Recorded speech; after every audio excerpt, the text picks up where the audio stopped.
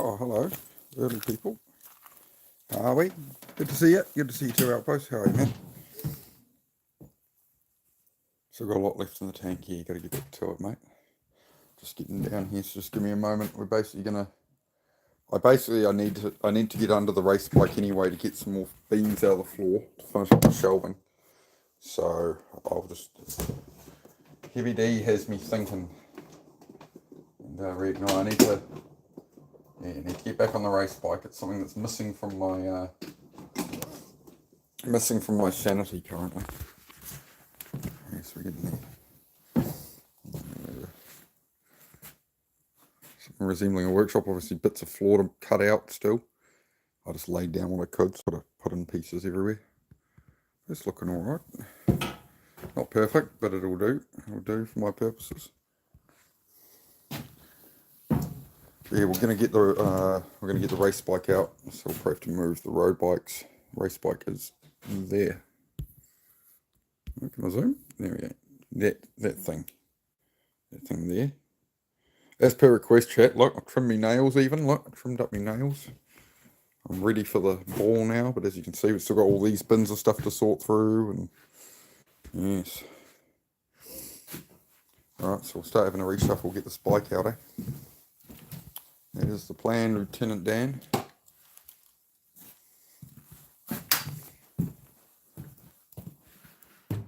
have to probably put you about here somewhere, I suppose.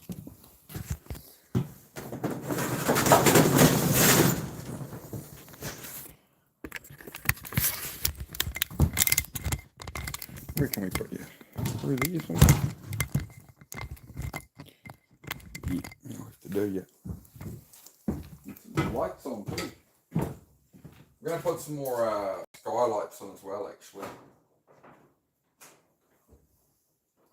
And some windows maybe. Could be a good idea.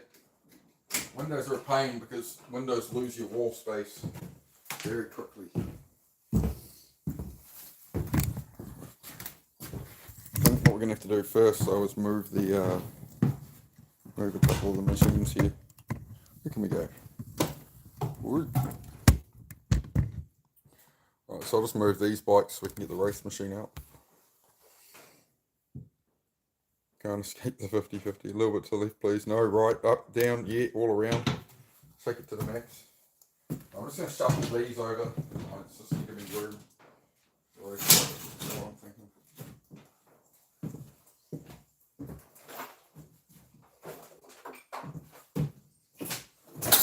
We got this one running, but actually I wonder if this still runs.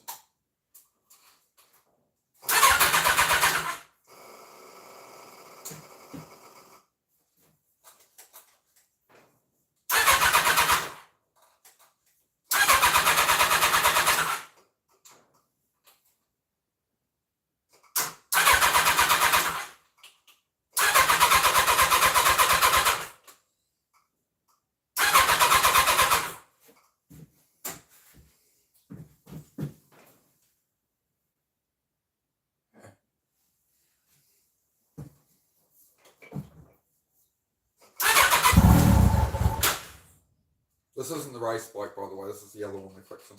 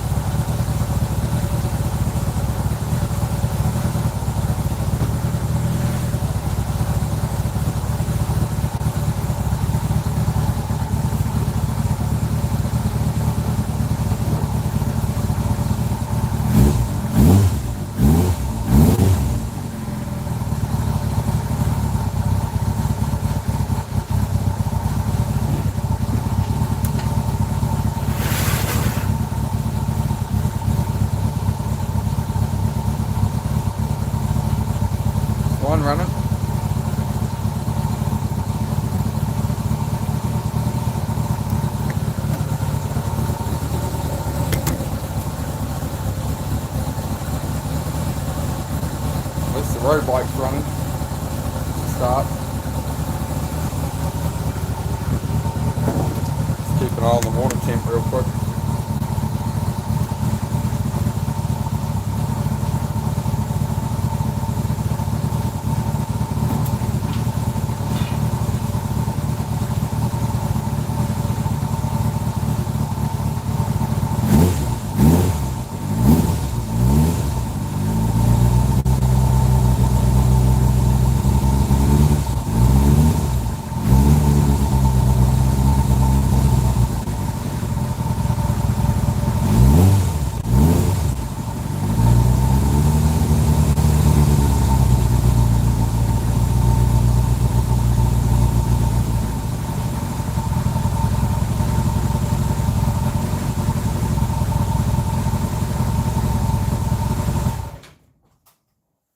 That'll do that one for now. While I'm moving it, give it a little bit of a run. I'm going to send that one, I don't have a tool to change the chain on that one, so I'll send it up to a bike shop. I'm just going to drop it off there. Kawasaki, that one. Yeah, we'll move the other Kawasaki, but we can't start that one because I blew up the motor because I'm an idiot. But yeah, we'll move the ZX14, then we'll get the race bike out of the corner. So today's mission is to get the race bike sort of back in action or something.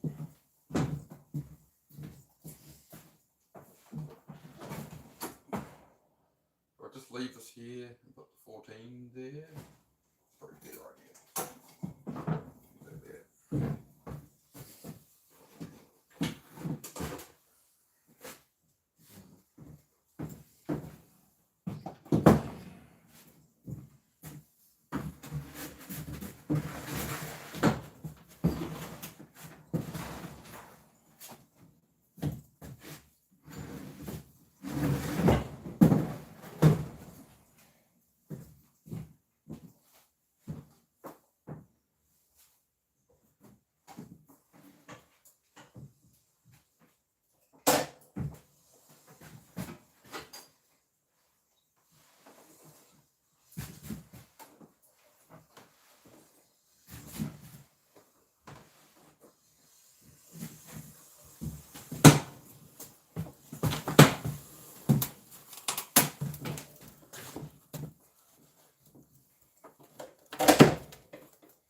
Good. Stanley. Very good. Right, now we'll try to get the race bike. I need a bigger shed, guys. That's what I need. I need a much bigger shed. Good. Like that? Right. Good.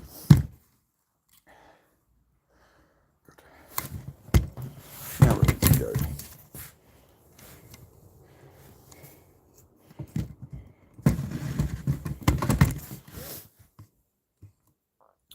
That'll be good, I think. Let's do that.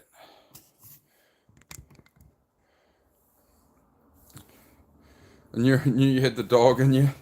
Oh, Heavy, you got me motivated, mate. So there's the old girl right in there, mate.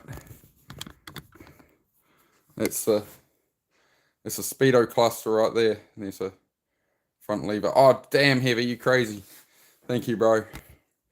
Thank you, bro. Yep, I have to pull up this part of the floor anyway, man. So you got me. I'm definitely been feeling the lack of not pursuing this. I'm glad we had that chat last night, man. Right, what do? Let's start. I've got to clear through all this stuff anyway, so we'll get on with it. But yeah, I just got the 1400's blowing up, but I got the 1200 here. So it does run. I don't know if you just missed that. Just fire it up for a second. Yeah, my 1400 blew up, so I'm putting this back on the road.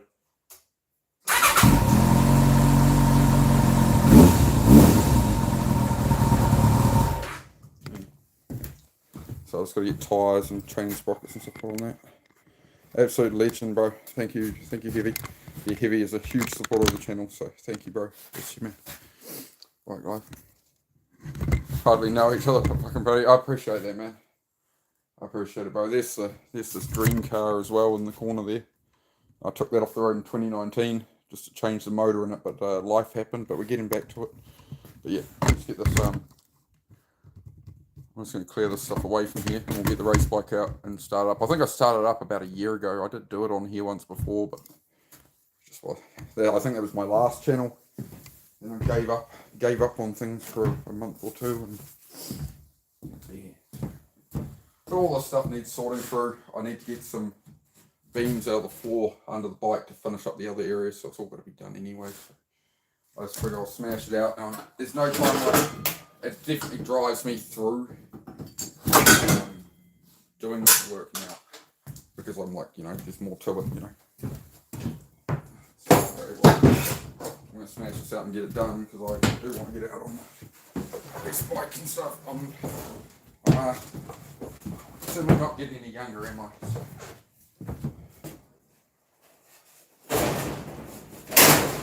Sorry guys, it's a very horrific bang.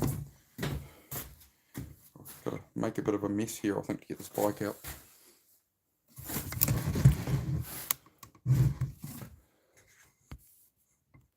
Keep an eye on the weather through YouTube. Ryan Hall, he's a weather watcher online, he's Chase's meteorologist and all.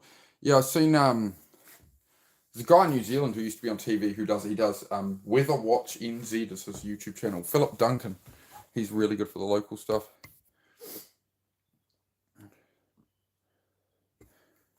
Appreciate that, Heavy. That's what it's all about, man. That's what the whole channel's about, man, is overcoming and being a doer, like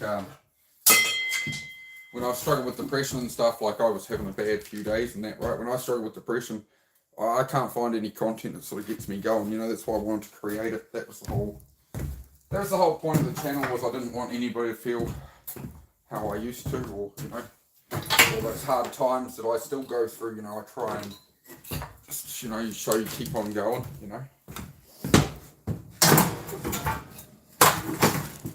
I'm far from perfect, which is what the trolls like to point out, that I'm not perfect, but that's alright. If anybody's wondering, the race bike is right there, smack in the middle of the screen, you see. Hang on. Why wasn't it zooming? There's the race bike right there. Okay, so we're gonna declassify it today. Watch max velocity too. Yeah, it was about I think I started up about a year ago. I do try to fire it up about once a year. Yeah, she does love it heavy. Yeah, man. She I tell you what, sometimes I think Susie believes in me more than I do. When I'm doubting myself, she's the one who reminds me. She's like, no, like, and you guys as well, right? But it's like, remember who you are, remember what you've achieved. It's really good. Reframe,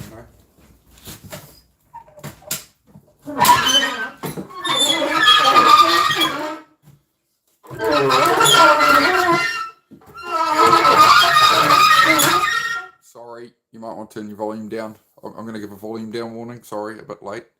I'll just move this squeaky trolley. All right.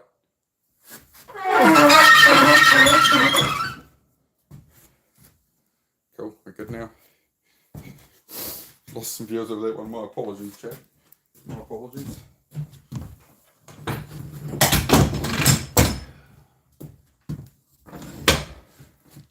Right.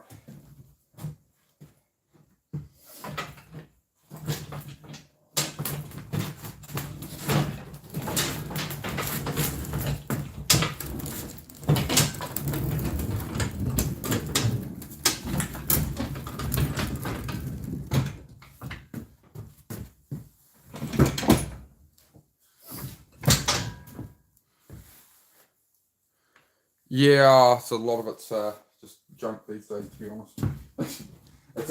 I have 20 cars, so it's all the bits to put them together. If they're all in cars, there wouldn't be much in here. So it looks like, well, but this means I have a lot of broken stuff. So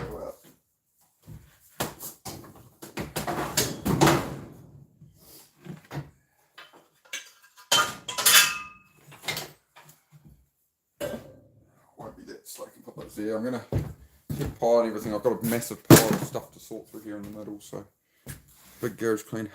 It's not junky here, yeah. Some of it comes in handy sometimes, but It's always storing stuff that's the problem.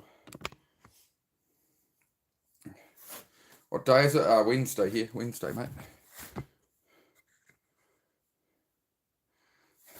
Sounds perfect, Heavy. I really appreciate that, man. You know me, I'm not usually short on words, Heavy, but yeah, if you can make something happen with that, man, I'm all for it. I wrecked my leathers up. I'll grab them in a minute.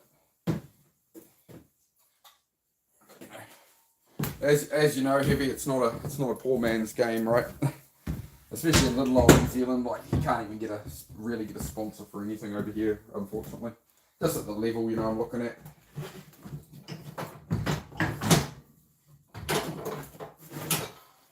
We're running on old crusty rusty stands, but nothing a bit of a rust kill and a rattle can of paint won't tidy up. Look fancy at the track, you know how it is. You gotta. It's not a. The way I always saw it is, it's not a beauty contest. It's a motorcycle race, you know. Stands there.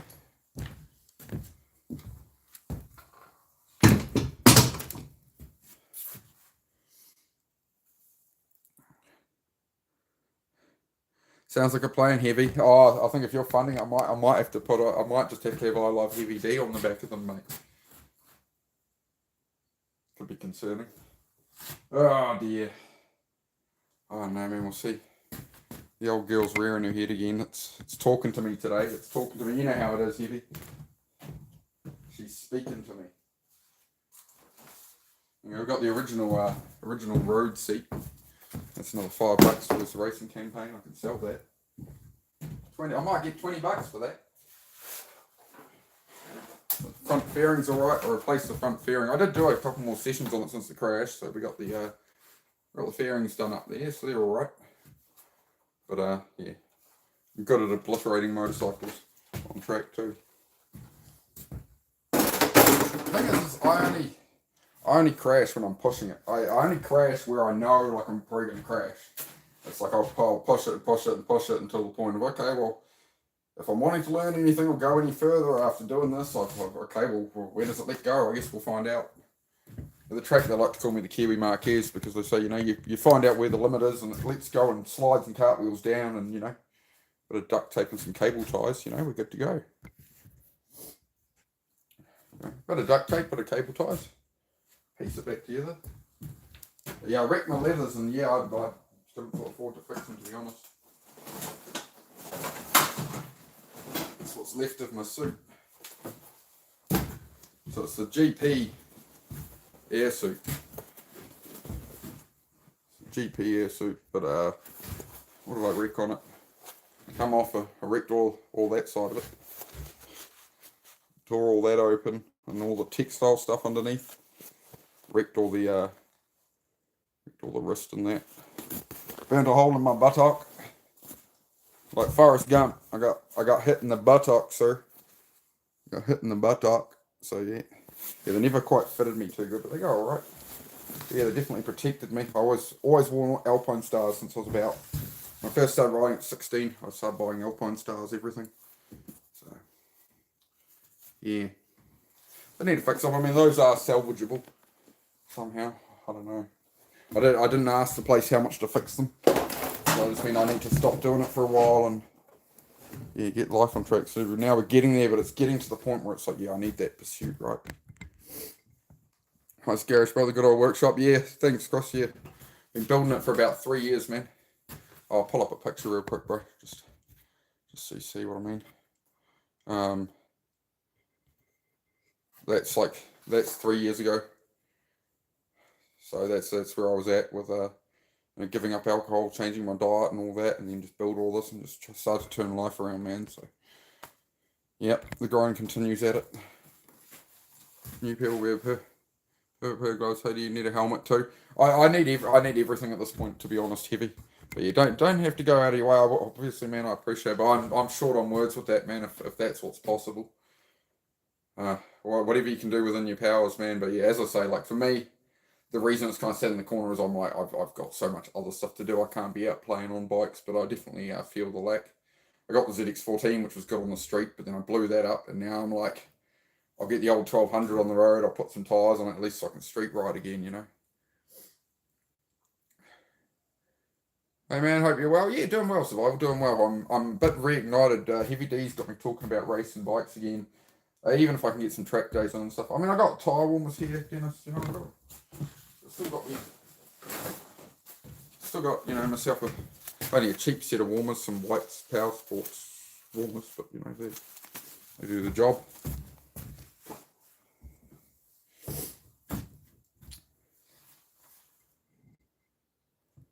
Ollie, g'day Ollie, how are you, man?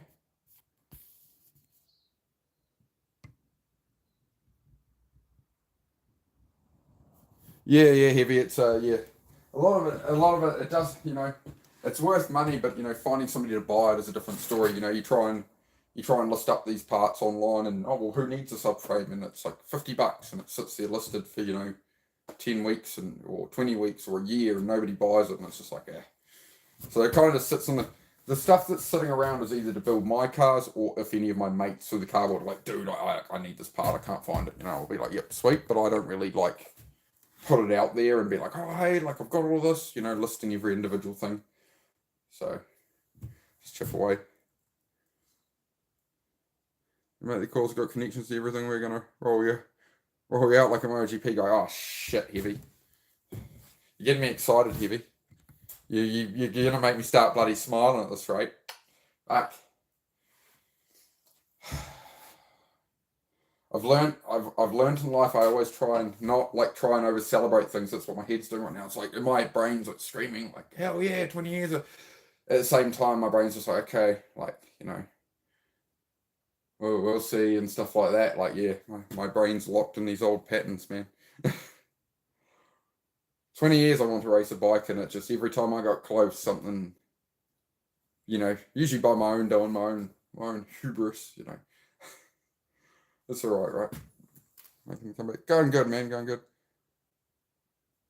Someone offers you $5, but it's worth 155. Yeah. It just became too difficult to deal with. I was doing it for a long time, but then I shut it down. Finding my way again. Like for me, it's about clearing out these cars, clearing out these parts over time, and then doing something else in here. Like honestly, there's a vision in my head of this whole garage just being full of bikes and like a driving sim rig and an Xbox, and I'll be quite happy.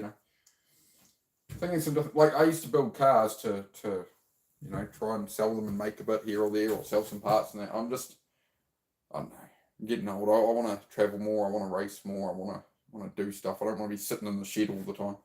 The shed is the workspace for the prep, but I want to whatever I work on in my shed to actually be serving me out in the world. Not just I'll sell it or something. So going that way with it.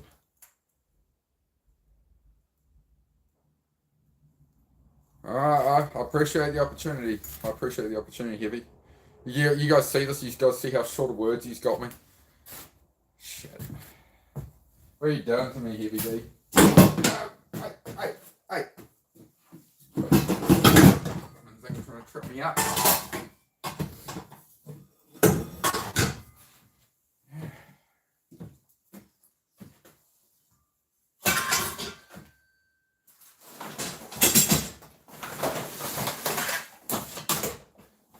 I know what's crazy about it, Heavy, is when I started wearing Alpine Stars at like 18, everyone would say, oh, it's overrated gear, it's this, it's that. And I never liked any other brand of riding gear than Alpine Stars. Everything Alpine Stars always fit properly and was comfortable and worked. And when I was like 16, 18, when I wanted to go racing back then, I was like, man, if I ever wanted a dream sponsor, it would be, I want to be fully dripped out in the Alpine Stars and that. So it's very interesting. Very interesting how the world comes together, Heavy. It's crazy. Just for context, if anybody's wondering, Heavy D is a multi-time AMA motocross champion from back in the day. Yeah, I was reading up a bit of a story today about very well-lived fella. So it's a pleasure to have him in the chat, along with the rest of you. We've got a lot of good people here, Hope you're having a good day. G'day, Kurt. Oh, Kurt, they've brought back the green names, have they, Kurt, for members? I see green names again. And Lightwood and Possum. Oh, we got. Which side is my shifter on? Oh, we drive on the right side of the car, so shifter's to my left. Oh, on the bike, left side on the shifter. Yeah, we'll get to that. We're getting the thing out, aren't we? That's what we're meant to be doing. How you going, Kurt? Great to see you, man. Got Heavy D here dripping me out. Gonna have to keep on walking in here, I tell you. Right. All these loose bins of boxes of stuff, I'm not being slack. I'm piling them all up in the middle where the car's going to be coming to work on, right? So I want the rest of the garage sorted, and all the middle here will be the mess, and then we'll pack away. But I got to move all this stuff out of the way, tear up a bit of the floor to steal some floor beams. Then I can finish the floor over there by that cabinet. I got to do a bit more floor beams, so I just got to steal them from over here. So we'll get the race bike out. It's driving me. I've been too lazy. I haven't done that for like 2 weeks to move all the stuff and pull up. And now all amped up. Heavy D's got me all excited about racing. Heavy D's got me all excited.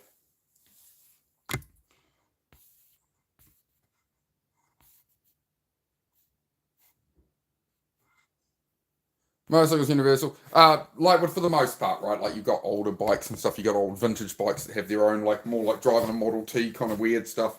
But yeah, like as far as a normal motorcycle, clutch and all your gear shifting is on the left, and your braking is on the right. So you got front brake on the bar, you got rear brake on your right foot, you got gear up, gear down on your left foot, and you got clutch on your left hand. Yep. Right. I don't want to just like pile this over just to get the bike out. I want to let's move some of the stuff over here a bit. Try and do it properly, otherwise I'm just going to make a lot more work for myself. You know what I've learned since I was last on this bike? Patience. Choosing my moments, you know. Pick your battles and all that. Oh, this pole might be a bit of a pain. It's a bit in the way. Yeah, they're green again. The names have gone green again. That's fantastic. He raced AMA in the 70s.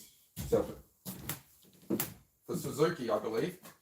Unless I ended up looking up the wrong person. I'm pretty sure I found the right AMA rider from back in the day. I'm pretty sure. Dripped out in that yellow Suzuki. Pretty sure it's the right fella, but he will do correct me if I'm mistaken.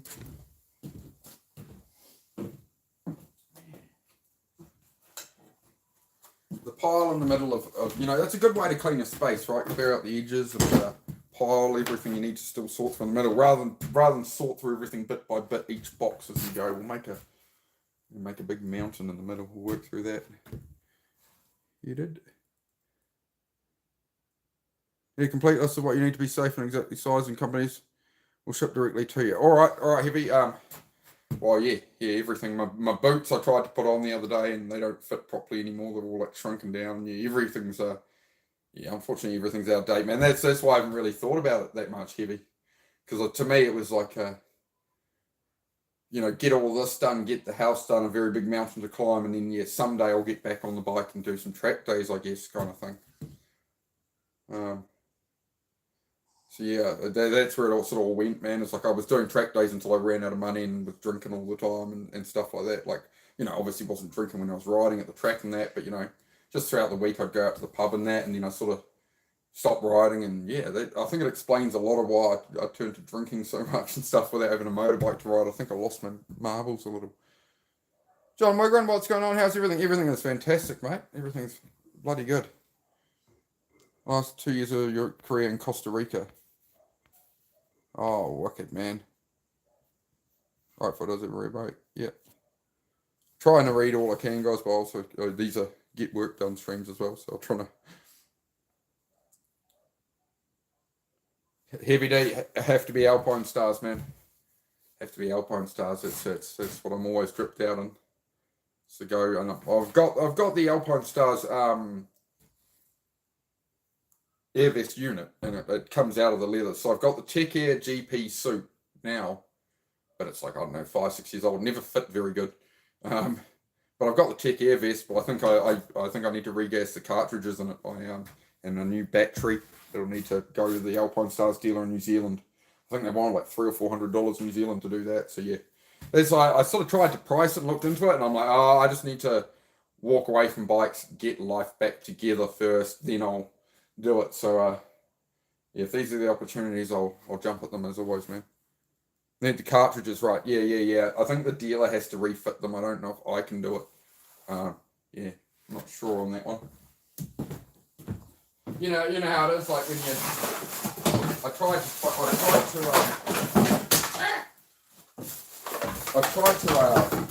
I've just tried to more focus on where I'm at and like what I'm. That's why I haven't put too much thought into it or looked into it too much. Yeah, all my focus has been on all the things I can do before that's possible again. So the more I look into it, and I'm like, oh, I could do this, I could do that. Then I'm like, oh, no money, right? So like that's where it stopped, and I'm like, I've got to focus on everything else. But it's looking very viable now. Thanks to your support, Heavy. So what a wonderful world we live in with people like Heavy D, and I'm short on words, folks.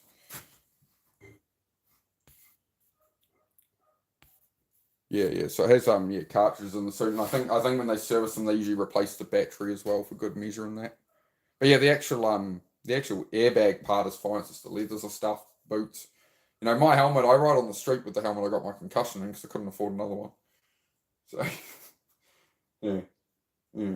I had a concussion for quite a while, a couple of months. I could barely speak a sentence for a couple of months. Hit myself in the head that hard. And they didn't send me off to get checked by the AMBO crew. And like me, I was just like zoned out. I'm like, oh, I'll just get the bike back together and go out there. There's pictures of me out there on the race bike with no fairings on it. And like 3 days later, I got a delayed concussion for a couple of months. So that was fun. But I did ride it again since then. And yeah, she sat in the corner. But I could do a championship to start off with, then do some road racing and all that. It's just, the long term of it, I just looked at the money of it, and it's like the New Zealand Superbike champ, Mitch Reeves. I said to him, how much do I actually need if I want to ever run New Zealand Superbike? He says, oh, my bike's 85 grand. And I'm just like, okay, we're not doing that. It's not something I can pursue. So, yeah, very expensive games, right? Like these guys at the top level of New Zealand Superbikes are spending 150, 200 grand a season. So, yeah, we won't play that game. I think just some, like the Cliffhanger event, the cemetery circuit, Wanganui street races, stuff like that. I'd love to do the Boxing Day street races in New Zealand, cemetery circuit. If you look those up, that's the race I'm looking at. All right, Heavy. All right, man. I just want to make sure, I'd want to make sure that they're happy to supply it and that, and like where I'm at, and how much I have to get out there and race it and all that. I want to make sure they're getting, they've got to get bang for their buck and that, right? I got to have to build up an Instagram page and all that stuff to go with it, and make sure I'm, thanking the appropriate people and doing what I need to do. Got to do it right? Got to play the game. So we'll see how we get on, mate. We'll see how we go. All right, what are we doing? Yep, I'll have to make you a list. All right, I'll fire one through on Instagram, Heavy D. If you hopefully, I'll send you a message. Just check your message requests on there. I guess there should be one there for me. Write them down as a sponsor. All right, man. Yeah, you're again. I've only done track days at this point, man. So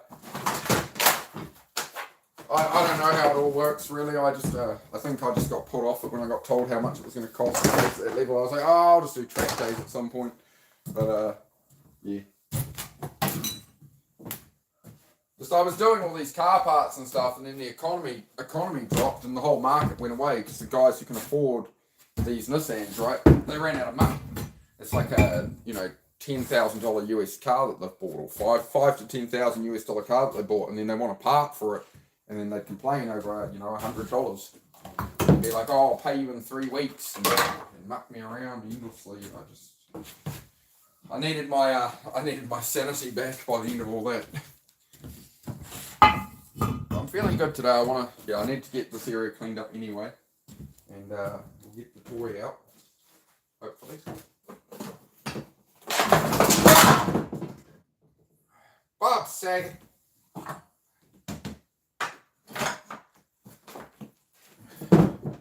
We're running out of room here, chap.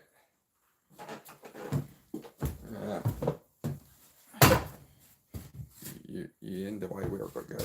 Hang on. We're going to move closer. We'll move you guys here. All right. Oh. She's peeking. She's peeking out on us. Is that a cat? No, there's no cat. Maybe you might have seen Gary the possum. Did you see Gary? Where did you think you saw a cat? You might have seen Gary the possum if he was walking along the top or something. Where was Gary? We do have a channel mascot. He's a possum who lives in the garage. Where did you see him? Gary? I haven't seen Gary for a couple of weeks now. I think he moved up onto this top area. Sometimes you see him wander around. Gary? Oh no, Gary's around here somewhere, usually.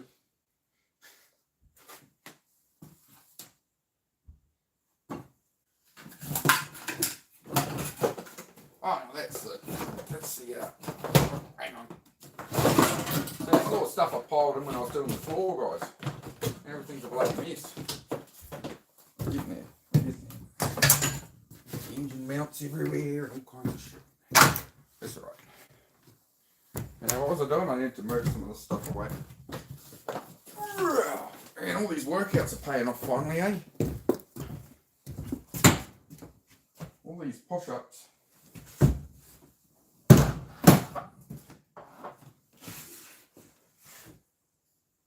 All these push-ups have been doing are starting to pay off, eh?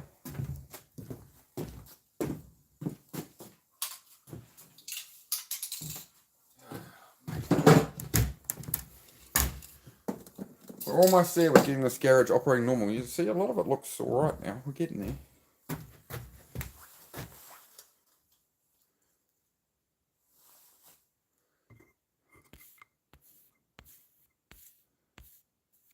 Just writing him down as a sponsor.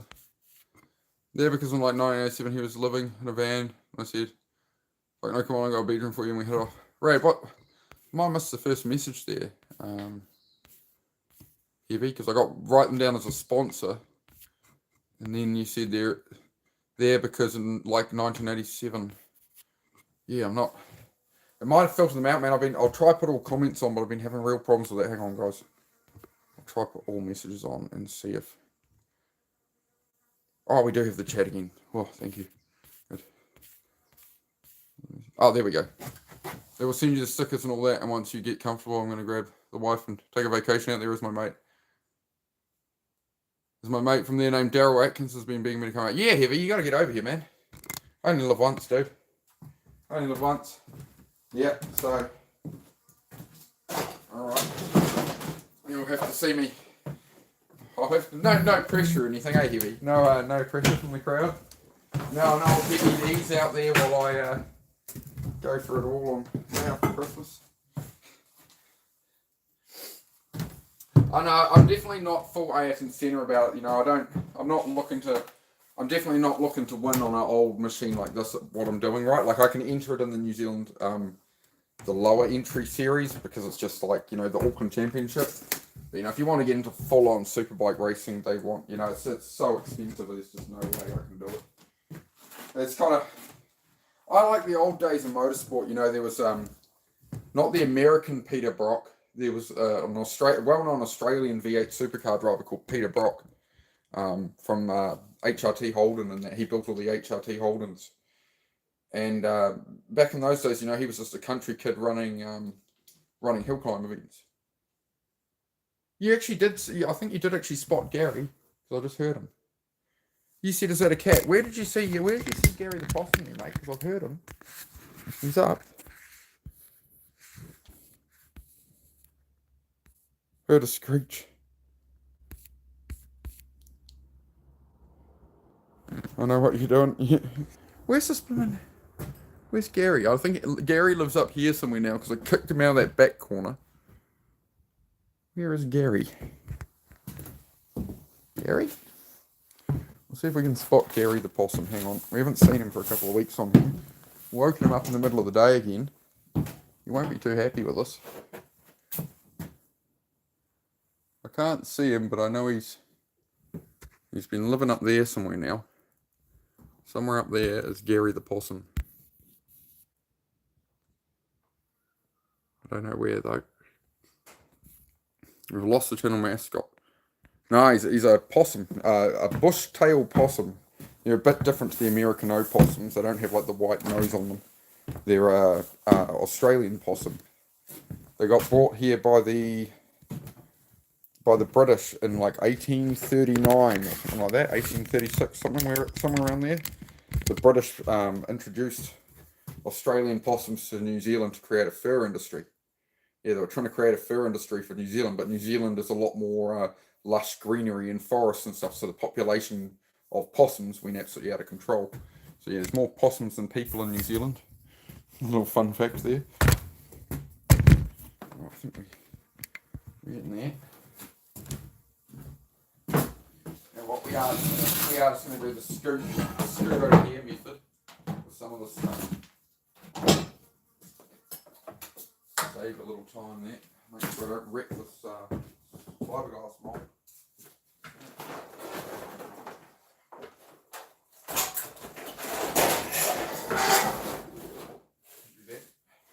Don't do that neither.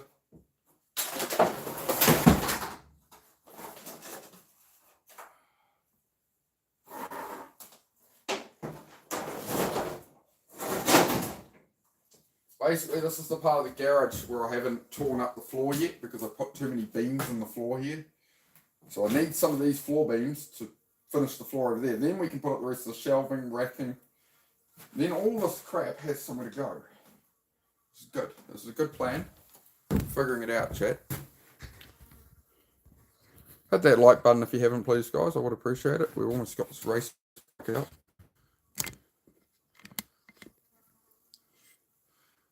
Took your test on a 63 Belvedere. Oh, beautiful. Tough man if you share space with a bobcat. Yeah, Gary the possum. Oh, all right. We're almost... That's all right, love. I forgot I wrote that on it. On the triple clamp, I got the word arena. A-R-E-N-A, written right on the triple clamp. Man in the arena, right? Just to remind me when I was riding. It's the man out there doing it, you know. And I was out there doing it, you know. Oh, mate, the heart's racing. You got the heart racing, Heavy D. You got me thinking. You got me going, Heavy D. The thing is Heavy D understands. Heavy D has been there. He understands it way more than I do, but he understands the feeling,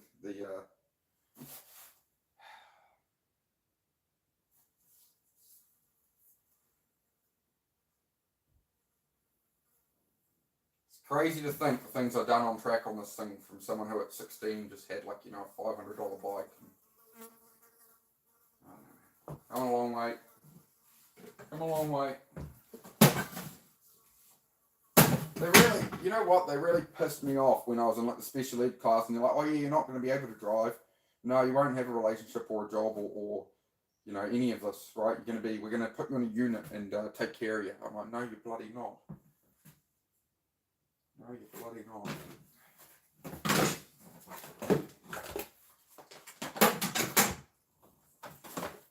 I buried the old girl in a bit, unfortunately.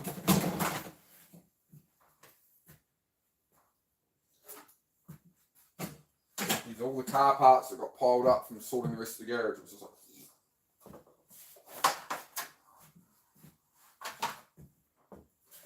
we're getting close to having the whole garage organised. So, as I say, once these beams under this floor are up, then I can build all the shelving down that wall, and then all this can.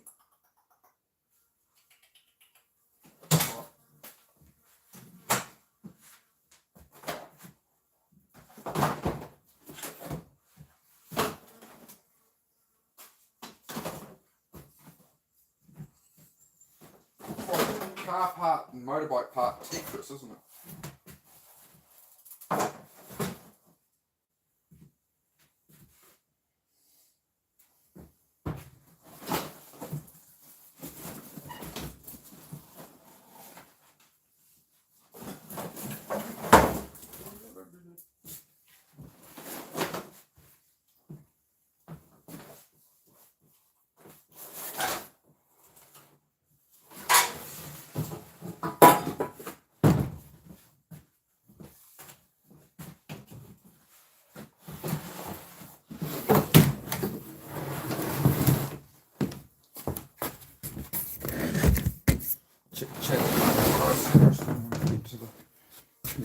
out of here. I'm excited.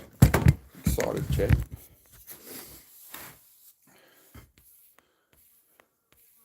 Love it. This is heavy. I was going to say, yeah, got that. I started driving around the farm at age 12. So also my grandfather taught me. Yeah, I was at an airfield in Hastings, and a friend of mine had one of my sister's friends had a little Honda Civic hatchback from the 80s, and I drove around on the grass there. The first time I ever drove a car, I sent my dad flying. We'd built like when I was about 12, 13, built like a little Caterham 7, like a Lotus 7, like an open top tube frame car, very basic, right? It was made out of an old Toyota Corolla DX with a 4K engine, little 1300. So you put a hot cam in it, dual carbs and all that stuff. And we were running around the cones like a gymkhana, like time trial around cones in a car park.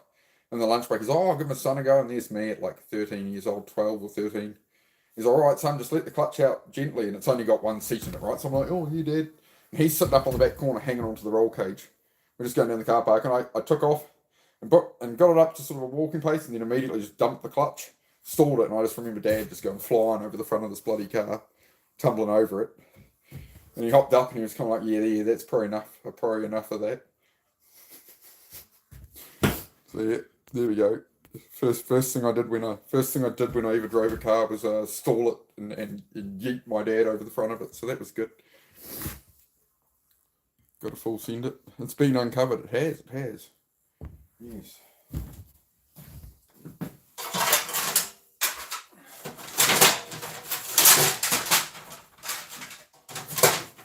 I need to get back on the road off some of the parts. Right, where are we at? A piece of the floor isn't part of it. We might be able to turn this board at least.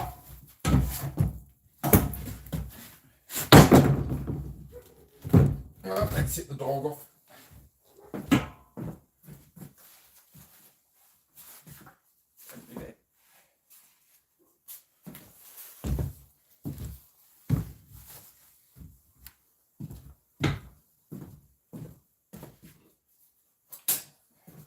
See, like, it's all coming together. Like, I even have the gas californ for the outdoor shower.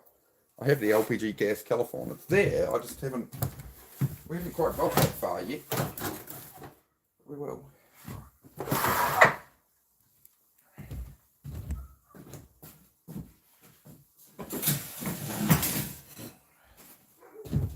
Heidi, shush. Upset the dogs now with the banging that floorboard. Right, now, does my rear paddock stand actually still fit this bike? I think it's off a different bike. I might have to just use the front one. I suspect. Is that the right one? I don't think that's the right one. I'll just use the front stand.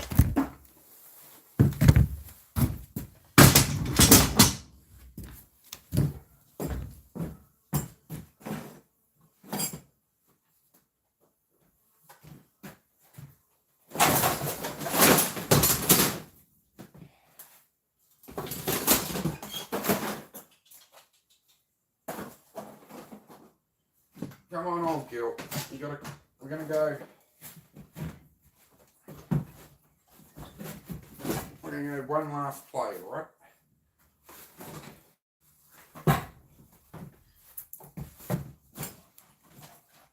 Seize up the brakes.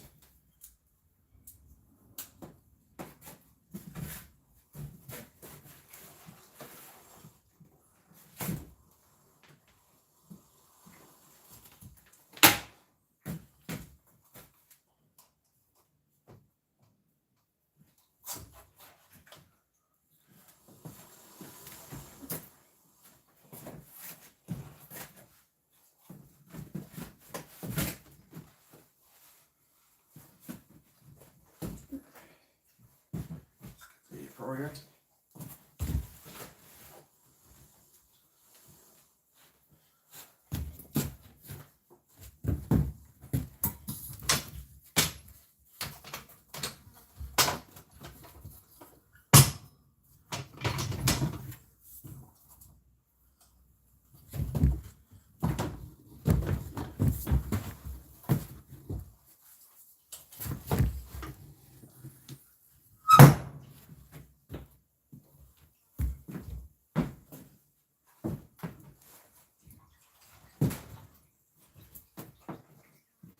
not bad.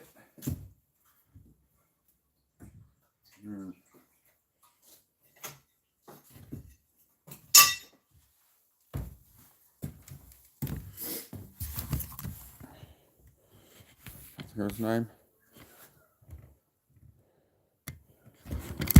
This dude, he's on Tomato TV, but he might still be 500 two-strokes thing race against Rainy. Those guys, all that's getting back. 110 third gear with a passenger on the back. Man, I love that XS 1100 my old roommate had. It's awesome. Yeah.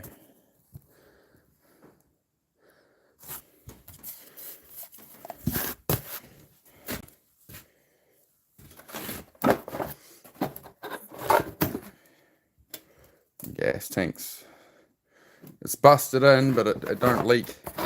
It's got a slightly lower capacity.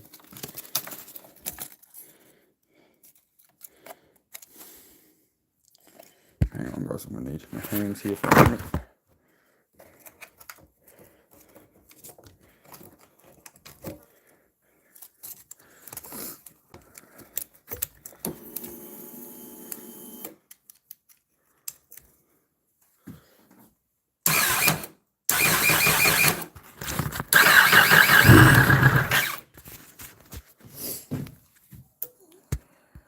Good.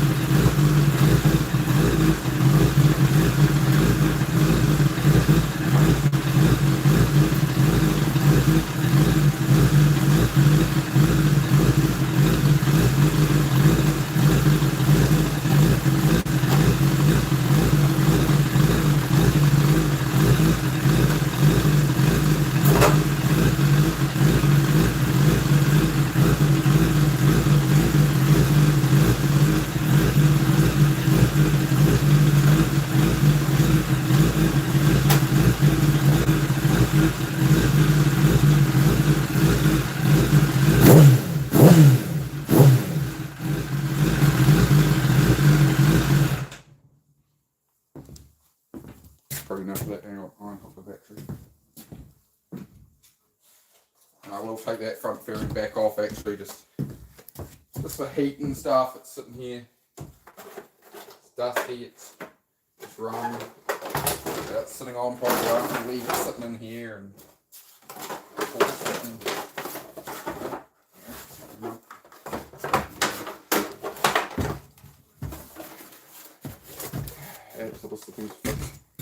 I've gassed myself out in here a wee bit, guys, so I'll head on out of the garage.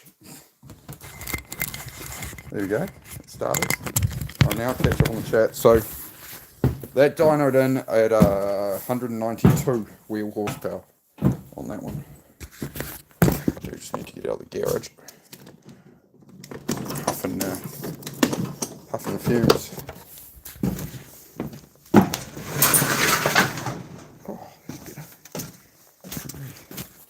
The best mate ever. Oh no. Just aimed at it, man, a few years ago. I was like, I want one, I want to do it, and yeah, just made it happen. It's my problem, man, I never give up. The ventilation right now, we don't, Mark. No, not in there, no. If the ventilation is get out of the garage and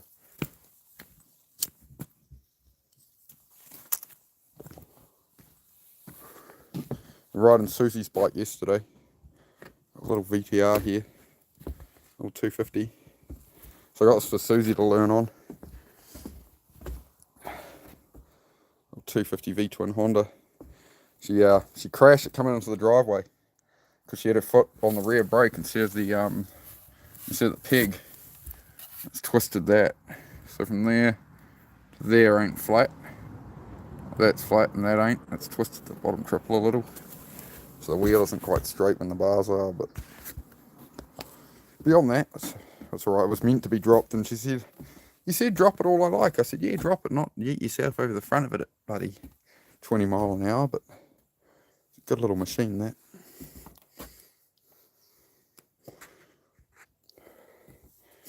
But you can do that yourself, right, VTK? Anybody can get that working, man. So happy again going in. Appreciate it, Heavy.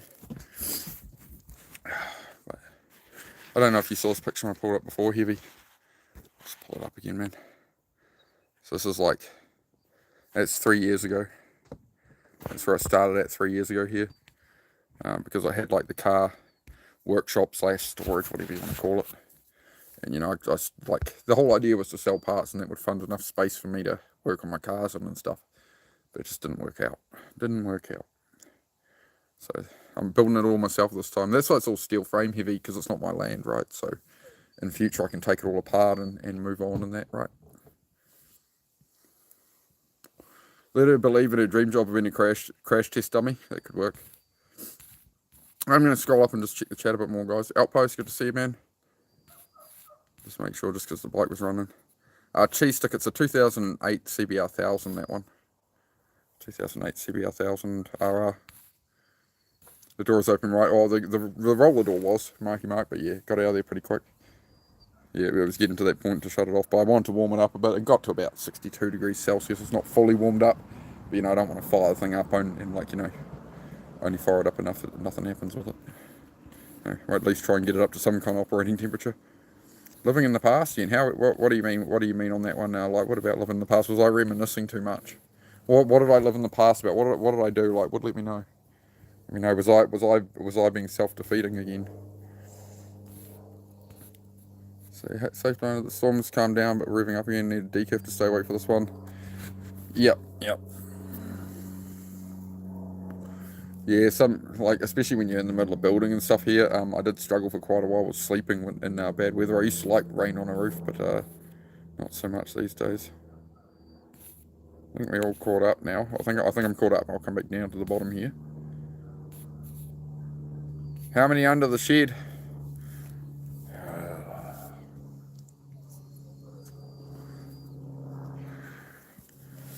I don't know, mate.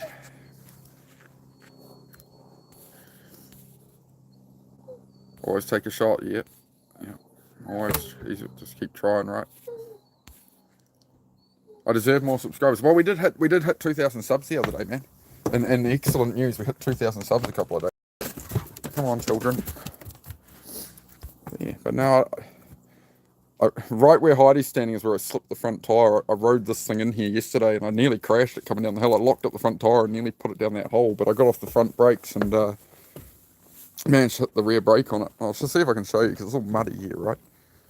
I rode it down the path. This was funny ass, man. I rode it down, and I was trying to ride it from here into there. And I saw this was low, and I was like, oh, it'll be fine. I'm heading in here.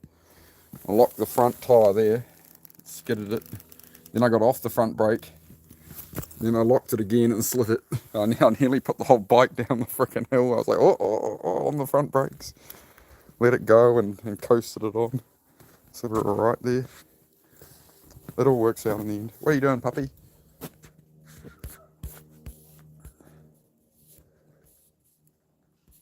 Foundation going, yeah, good.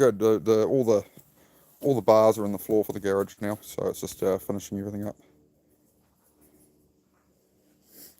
No, I haven't. I don't get time to follow it really heavy. Like I've been trying to like ignore sports and stuff myself just to focus on this stuff, because I always feel like I'm not doing enough. So I don't look at enough of it really. But yeah, I overlook it. Justin, I see it's all right. Yeah, that air suit's amazing, bro. You come off at 120 mile an hour, and it's just like do tumble, hop back up, and yeah, away you go. How you doing, dog? Is that for me? Can you roll it to me? Roll it here. Oh, wait on. Oh, yeah, you get it. It's going a bit far for me, dog. What's my accent? I'm from New Zealand, mate. Hey, you gonna roll it to me? Roll it to me, come on. There we go. Oh, good.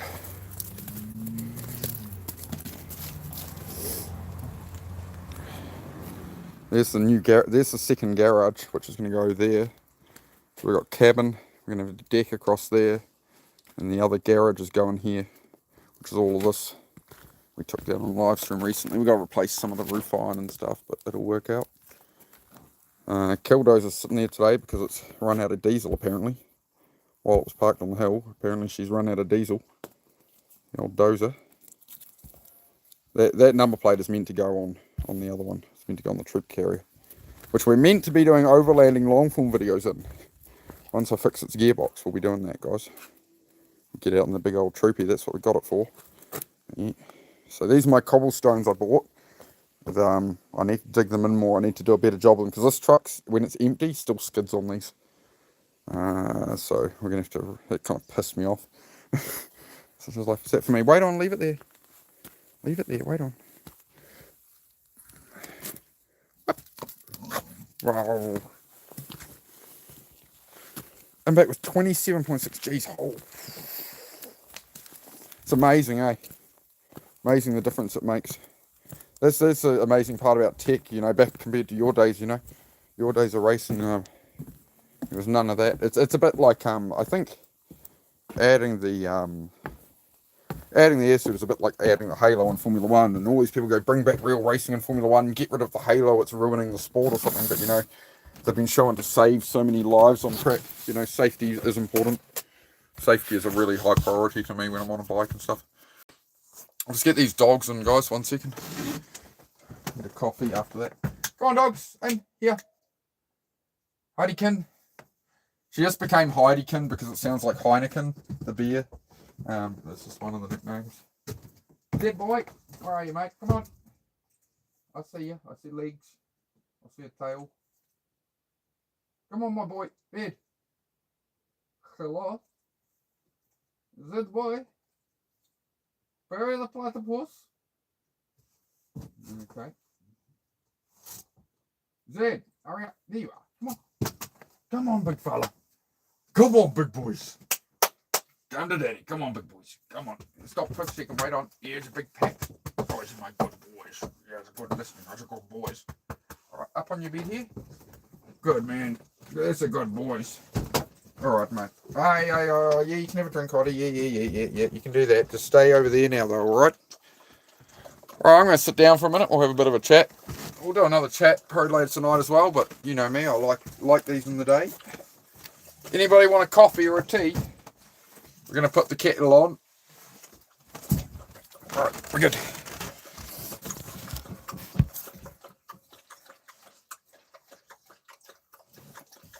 Look it up. Yeah, look it up on Google. Yeah, I screenshot the name. I'll check it out, Heavy. So there's no way, but yeah, it happens. The crash lasts 2.2 seconds with an impact of 27.6 G.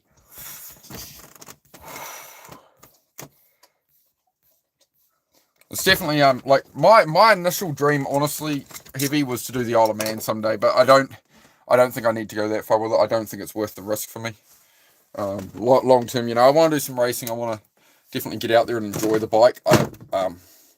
But you know, I also want to stay around in the world for Susie. That's the big thing to me, right? You know, you gotta.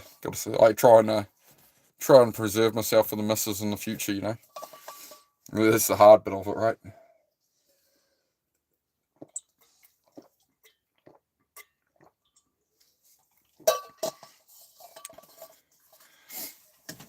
After midnight, I'm going to try to close my eyes. Try isn't an important word here.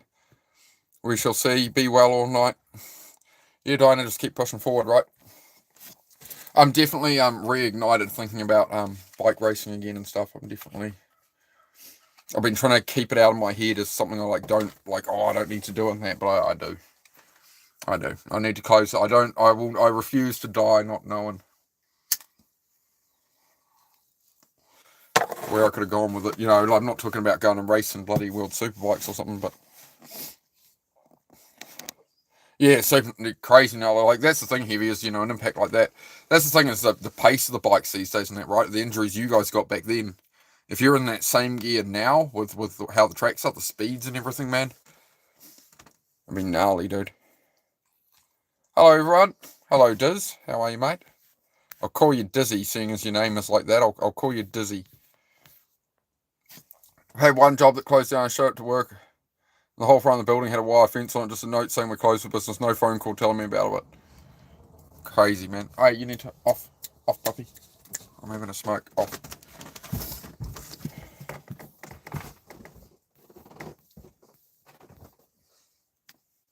Three closures like what? Maggie Penny, hey, great to see you. And Naomi, great to see you guys. Just making sure I've caught up on the chat. But I think I got most of it. I think I'm good. Those 4 strokes are going way faster. Yeah. Crazy, eh? It's crazy, crazy the power they get out of those Stark electrics as well. You know, I'm all about engine sound, but seeing some of the the whips people can do with these Starks, because they don't have the rotating assembly, they don't have that, you know, they don't have all that rotating mass in the motor. So like the whips these guys do on these Starks, they're like full 180 degrees round, man, literally, or past 180. Then they bring it back. It's quite interesting how different they handle it. Some guy online who wears all white riding gear and does like freestyle motocross on a Stark. Very impressive to watch. But you know, yeah, it definitely gets you going. You hear the lumpy cams in the race bike as well, right? You hear so it's got a HRC race cam in it. It's got HRC computer. It's got the whole HRC loom. So it's got a pit speed limiter on the indicators and all that kind of stuff. It's got 2 tune modes and all that. But yeah, it's just, I got off a mate of mine who had built it up over years and stuff, and then he upgraded bike. He's actually got a bike he wants to sell me that is very competitive for New Zealand. I believe it's a 2017 or 2020, somewhere around there. But it was Mitch Ree's old bike that they used for the national championship. So it's all built to the correct regulations for all that kind of national racing. I don't know if mine can. They said with mine they wouldn't give a crap because they're like, it's not competitive. Like mine has forged pistons and stuff in it, but they're like, the bike is a 2008. It's so old, we don't give a shit. Was apparently the word of it. But again, it's just like, that's where I stopped like looking to racing, because I was getting really excited about it and really wanted to get into it, and then it was like, man, I can't afford to do this. This looks like a game much richer than I can play. And then you know, I did some track days, but you know, money dried up, and that was that. And so yeah, the track days kind of sank me in a lot of ways. It was worth it. It was definitely worth it to get out there and experience it. It definitely excites me to get back to it. I'm just oh no, I was raised very very poor, I suppose. Like we just didn't have much, you know. We had the house and that, but yeah, beyond that there wasn't much. So I don't know. Like I used to get BMXs as a kid. And you know, you see me repaint a Toyota Dyna truck. It's like, that's what I was doing with BMXs when I was 10 years old. I'd buy one and repaint it and, you know, mess with it.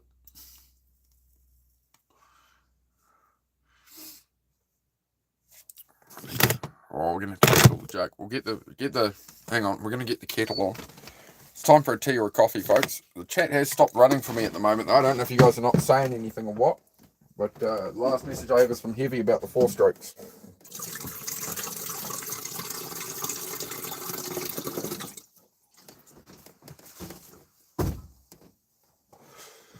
Yeah, it's nice to hear the old race bike fire up, that's for sure.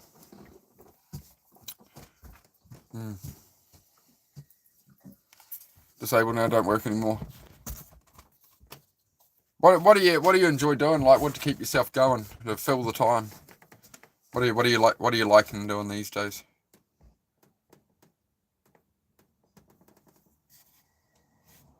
Thoughts on F1? Boring these days. Boring these days when it's they press a button to get extra hybrid power to overtake and stuff. It's a bit. I always like the old real raw days of it, you know. You know, Ayrton Senna in Formula One was just an absolute monster. I'm a firm believer that often these days it's not. How do I put this? It's not the most talented people who end up in racing. It's the people with the money, and that's where I think racing lost a lot of its edge. It's occasionally you'd see these people shine through where, you know, natural talent and ambition, and that combines with the money, with the access, right? So like Ayrton Senna dominated, Sebastian Loeb, you know, you get someone in like that, you get a person who can actually truly handle the machine out in there. Versus like, especially in like V8 Supercars Australia and that, it's just money, you know, pay to play type situation. Hey, off. You as well. Off, dogs, off. Or you're just going to sit there and look at me. All right, that's fine. Whatever. You stay there then. But yeah, F1's a bit boring these days. I liked old F1. I liked motor racing and stuff before the electronic assists and all that, right? I think that was the glory days, mate. Or the days, you know, Heavy was racing and, you know, old 2-stroke blooming. Old two-stroke Suzuki's, factory, all the yellow leathers, all the, oh, mate. Absolute peak. It's like, I always liked all the 90s bikes when people had the matching leathers to go with, like, the crazy 90s road bike colour schemes. You know, you get some cool leathers, and these days everything's just more toned down, you know. But yeah, I grew up watching, like, Mick Doohan racing and stuff. I used to watch that, you know, when I was younger. All the V8 supercars in Australia, the Bathurst Sows and all that, that was my thing. Writing songs to AI singers and music, retraining myself for the next chapter of life. I can't do much, but have a mind and mouth to share knowledge. Yeah, you can't physically do as much, right? But you still got the mind for it. That's a great reframe. Great way to change it. Heidi, shush. Hopefully by last generation CR250R this weekend, 2003. Oh, mate, yeah. I definitely do want a motocross trails bike. I think that'll give me a lot more track skill and stuff as well. I've always wanted something to get out on the trails, and I just want like a Honda 250 4-stroke. That's it. Just a Honda 250 4-stroke or 450 4-stroke to get out on the trails and stuff on. I'm not like Walter Rall, you know, if I wanted to be a pilot, I would have been, you know. I'm not so much about jumping. I can jump a BMX pretty well, but I figure if I try to learn to jump a motocross bike at 40 years old, I mean, I'm nearly 40, you know. By the time I actually get one and ride it, I don't know if I want to be learning to jump them at 40 years old. I might be a bit past my prime on that one. See what Heavy D thinks of that. I could jump a BMX pretty well back in the day, but, you know, we're only talking, you know, jumping at 6 or 8 feet, not, yeah. I don't know. I don't know if I'm a pilot. Can you off, dog? Hey, off, your bed. Don't get jealous because your brother's up here. That's not nice. I still didn't boil the jug, you know. Mr. ADHD over here still doesn't get the kettle on.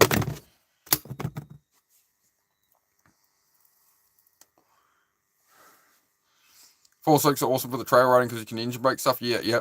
The only reason I want to stay away from the two strokes, honestly, I love the 2-strokes. It's just the money side of it and the rebuilds and that. Whereas, you know, a Honda 250 or 450 4-stroke, it's kind of just you know, change the oil and, you know, it's gonna do a lot more hours before it's gonna have issues. But yeah, I just never got into the dirt bike path. My first road bike project was a TZR 250 Yamaha. It was reverse cylinder, so it had the exhaust came out the back of the bike engine and the carburetors were on the front of it.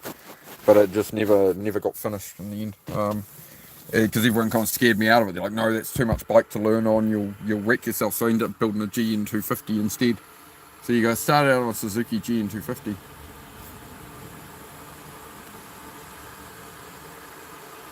was like this today. I wouldn't have made it because we were poor, like you said. I was on free lunch and stuff at school. We had no dollars when I was growing up. Yeah. It's been my battle, man. Like, I always wanted to race 20 years ago. Like, when I was 18, 19, I was working in a motorbike shop, but the motorbike shop was paying me like $200 a week. You know, like, we're talking, when was that? Would have been like 2007, 2008. About 2007, 2008 was my first job in motorbike shops and that, assembling bikes out of China all the time and stuff. And, you know, they were paying me, I was usually doing it was meant to be a 40-hour week. Most weeks it was more like 50 or 60. And, you know, they'd hand me like, you know, the equivalent of $200. And it was like, you know, it kept my road bike on the road. It got me a cam chain on my little ZXR 250, but that was about it. And, you know, I was living at, I just got out of home then. That's right. Yeah, I had to leave home. And, yeah. So most of my money went to bills and that was kind of that, right? But then, I ended up sort of giving up for a long time. I spent a lot of years inside playing video games. Lived at a friend's place where they were all like just video gamers and stuff, and they all lived in the family kind of home, and I kind of sat there and got myself a driving sim rig and just played Forza. And just went, oh, well, I'm screwed, essentially, right? Obviously I wasn't, but I got to world number 2 in that game, in Forza 4 at drifting. I was world number 2 for a while. I was world number 1, but it wasn't worth anything in the real world. And I was like, well, if I can do this in a video game, what can I do in the real world? That was what shifted me away from video games and stuff. It's like, well, if I can do this through persistence in a video game, what can I do in the actual real world, you know? So that's where I started to try and pursue the bike, bought that bike and did track days and stuff. But yeah, run out of money before I could actually get in there and fight for it, you know? I think I think it was a lack of understanding getting into it. Like, oh yeah, I can do the track days. I'm going to go racing. I'm going to go racing. I'm going to go racing. And everyone's like, you're not going racing, dude. You can't afford it. And I was like, that's kind of just how it went. Especially in little old New Zealand, there aren't sponsors in New Zealand. The last two national champions, one of them owns a motorbike shop, and the other one has worked in one as a mechanic for the last 20 years. Which is Daniel met him. He's an incredible guy, that fella. Daniel met him to sit and talk to him, and his mindset of racing for years. And yeah, he was on a bike his whole life. Oh, what's the name I'm thinking of out of Australia? Toby Price. That guy's... I've watched some documentaries on Toby Price. That guy's a phenomenal athlete, that fella. Favourite BMW if I have one?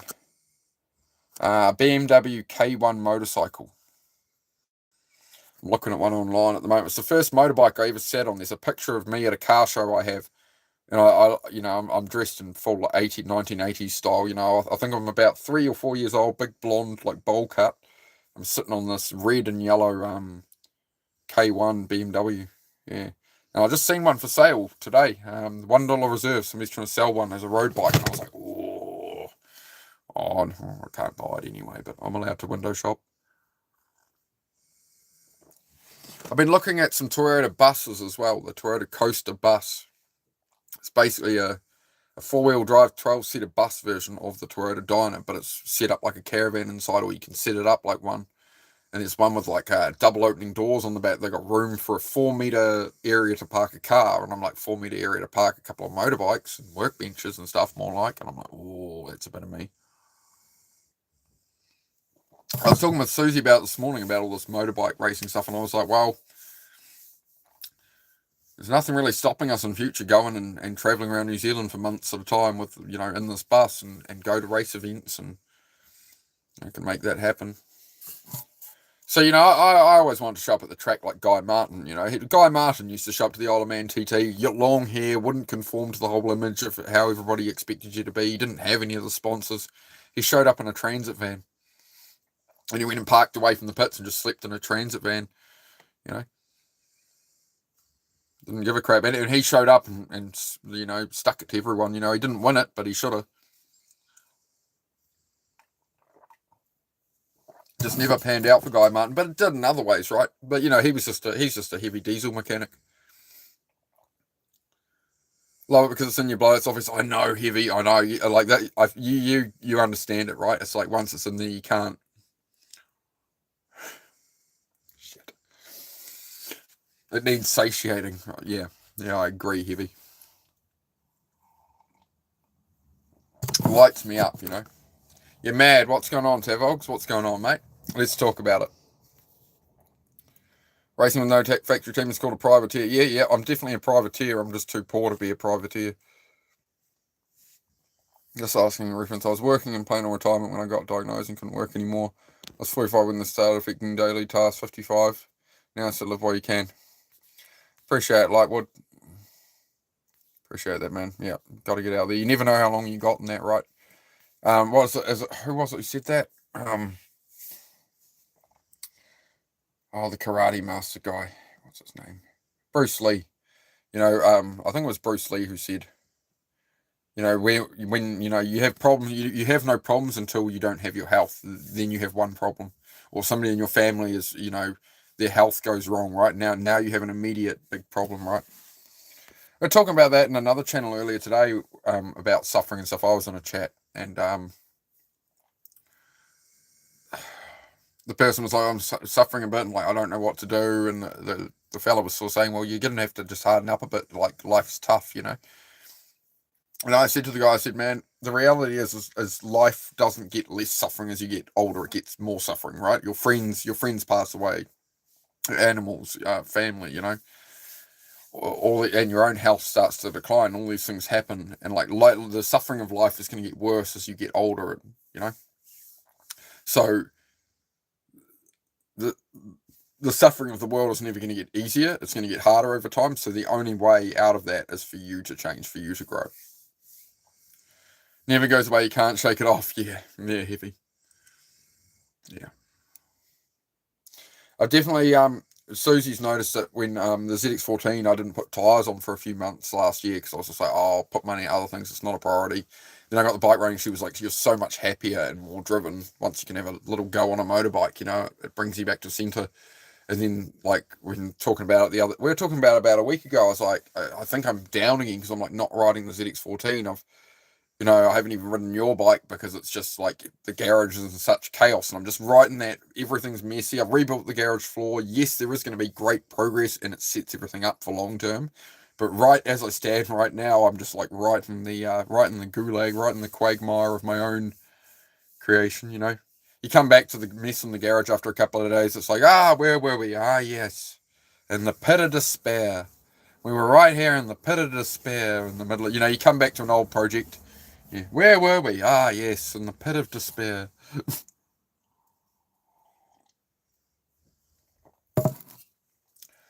About a year ago it hit me. I'm going to more funerals than I am weddings, so I'm getting older. Yeah. But yeah, as we talked about Heavy, you lived it up. You lived it up when you could. I was digging through some Google pictures of you today, mate, seeing about your career, reading up a bit, man. I need to reread it all. I want to dive into it more, but I wasn't sure if it was the right fella at first. I was like, I'm pretty sure it is.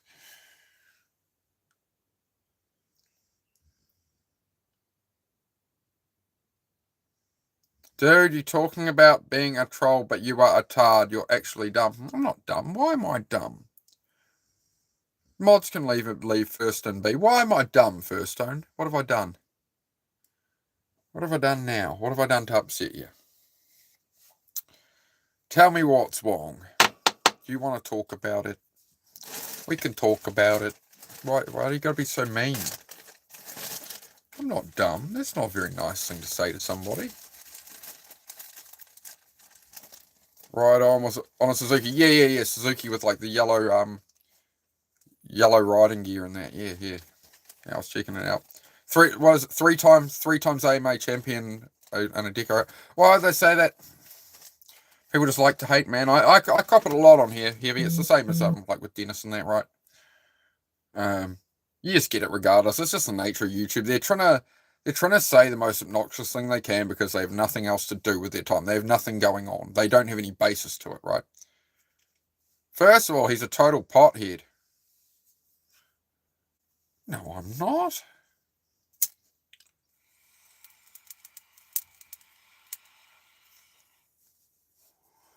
Why would you make such accusations? How rude. Absolute fabrications.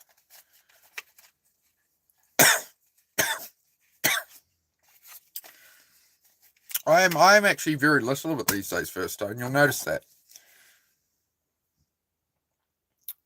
So the main reason I actually do that when I'm on here, Firstone, is to tolerate people like you. When I'm kind of sitting here, I'm just trying to have a nice, pleasant conversation with my audience and have to deal with this kind of bullshit. So it helps level me out, helps me give less fucks.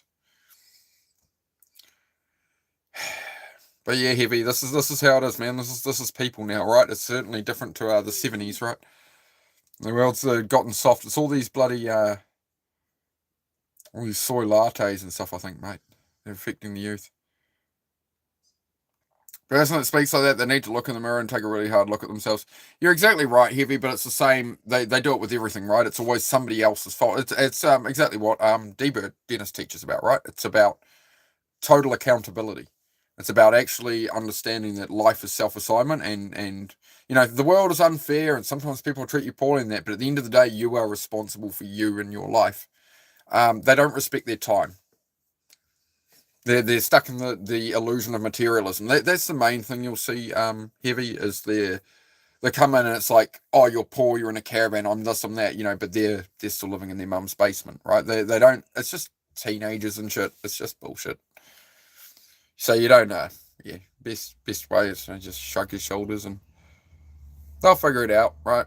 Like you never have to like correct this kind of thing really because they're gonna experience it through suffering in life anyway, right?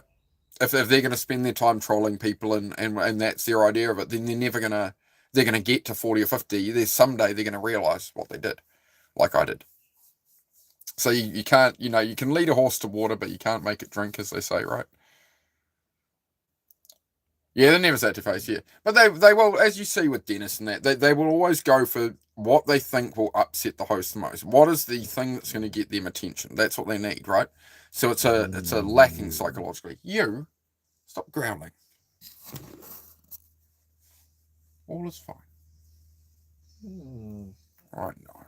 Life's rough, isn't it? I know. You sound like these trolls. Just,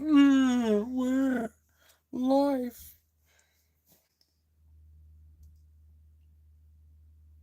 You are doing your job, though. I was going to say you don't even have to work, but you are. You're doing a good job there, guarding. That's a good girl. Good job. So I don't know, Firstone.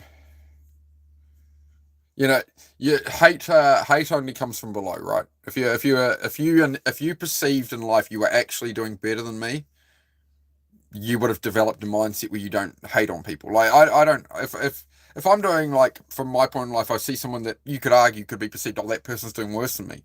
I'm gonna try and help that person and try and, like, do all I can for them, right? I'm not gonna beat them down, right? Which is why I'm not gonna resort to just, like, being rude to you. So, if you want to stick around, you want to learn something, you can, but Heidi, off. Don't waste your life, man. There's you're around the right. Like, Heavy D here is a multi-time national, like, American Supercross champion from the 70s, mate. He's been out, done it, lived it. Diana here is about 73, I believe. Sorry if I get that wrong, Diana, but there's people in here you could learn a lot off, my friend. I'm just saying. I'm not perfect. Yeah, I smoke and all that, mate. I'm not perfect. I'm not perfect. I didn't say this was a. This channel is not. I'm here to be perfect for everyone. Hey, away. I'm not. I didn't create a YouTube channel. Like, the YouTube channel doesn't say in the description, I am the modicum of human perfection, and I do no wrong, and everything I say is gospel. We're just hanging out, man. We're just hanging out. Right, Firstone, you just signed your own warrant there, my friend. You start coming after other members of the chat, or somebody I've just pointed out could really help you. Well, that just got you a permanent ban, didn't it? I guess I'm down that sub you just gave me. Oh, well.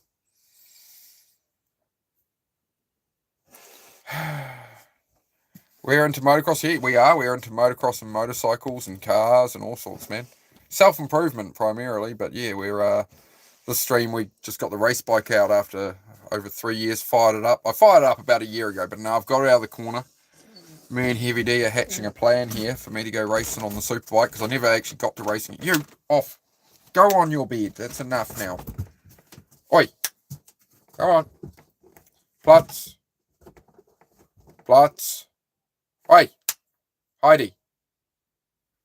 Not listening. She's watching the neighbours. Heidi. Oi. As long as you're quiet, I guess. I shouldn't let you get away with that, but we'll let you get away with that. But yeah, Greg, Heavy was a motocross racer back in the 70s, mate. He's got some stories. I saw some pictures of him before, and it was like Napoleon Dynamite. It was like, wow, he got like 3 feet of hair that time. Yeah. Man, I really hope people are doing better. Man, I really hope people are doing better than me. Good for them. Exactly it, Heavy. Exactly it. It's the world's gone a bit backwards with that. Can you say bloody hell or mate? Yeah, bloody hell, mate. What are you down here, mate? Bloody hell, mate. How you going, David Lee, mate? There you go, mate. You happy now? Crikey, shrimp on a barbie, kangaroo, koala, didgeridoo, boomerang. I'm not Australian, I'm from New Zealand, but near enough. If you actually feel sorry for you, but this is what excites you, or this is your hobby. Yeah, that's how it is, Heavy. I banned that one out, mate. I banned that Firstone one out. If he's going to come after my members, he can. We don't let people ruin the vibe, right? We're not going to let somebody come in who wants to be a disruptor get what they want. Don't. It's a good lesson for them as well. Not that they might not learn it, right? But eventually they'll wake up, maybe. It's just the nature of it, right? You put yourself in front of the whole internet, and this is what, like, it's quite surprising, really, Heavy, because 90% of people are very like that these days, and there's 10% or even the 1% are the people who would actually the people out doing a lot with their lives, and that, like, they're not really on YouTube Live that much, and that, right? So That's where my channel's a bit different. I stream a lot of the work and stuff because I want to be on here, but like I don't just want to do chat streams all day. It's all about showing the work and showing people what's possible, from the ground up. That's the whole idea.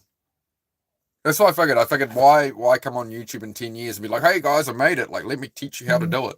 It's like, no, like I'm down here eating shit every day building it, So the idea is I do this for the next 20, 30 years, whatever. And just lead the way and try and show people, just the work each day and how things stack up. And if you jump on that train as well and you start working at the things you want in your life, like I'm not saying anybody should build a life just like mine,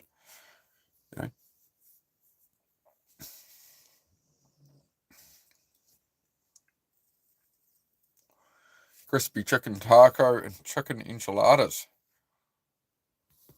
Oh, don't go to the bar, mate. Don't go to the bar. I've had to be a good boy with alcohol. That's my shit. I raced buggies in the early 90s. I had an RM250 and nearly killed myself, so bike racing was no good. Yep. Yeah, well, Heavy D, there was a Suzuki, factory Suzuki rider there, mate. Back on the old two-stroke 250s, mate. Paris Dakar, man. I'd love to do the Paris Dakar on a bike. That'd be a good one to do more in my 40s. That'd do it for me.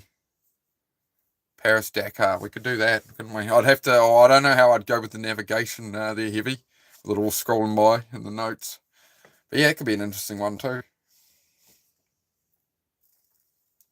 I think I'd like that kind of stuff, Heavy, because I can improvise in the situation. I can problem solve on the road. If something goes wrong, I'm going to be able to problem solve and make it work. And all the earlier, this is what you do in life, right? All the earlier life skills of working on stuff, pay off like 20 years later, 30 years later. This is why you got to not be so hard on yourself in your 20s or you're a teenager. It's like, man, you're going to need 20, 30 years of learning and growing at stuff. And then it all comes together into something you can actually, turn into something real, Yes, everyone remember to like by double tapping the screen. Yes, above the chat there, Possum. Agree, mate. If anybody hasn't liked yet and would like to, you can poke me twice on the forehead there. We'll give you cost you nothing. Helps me channel.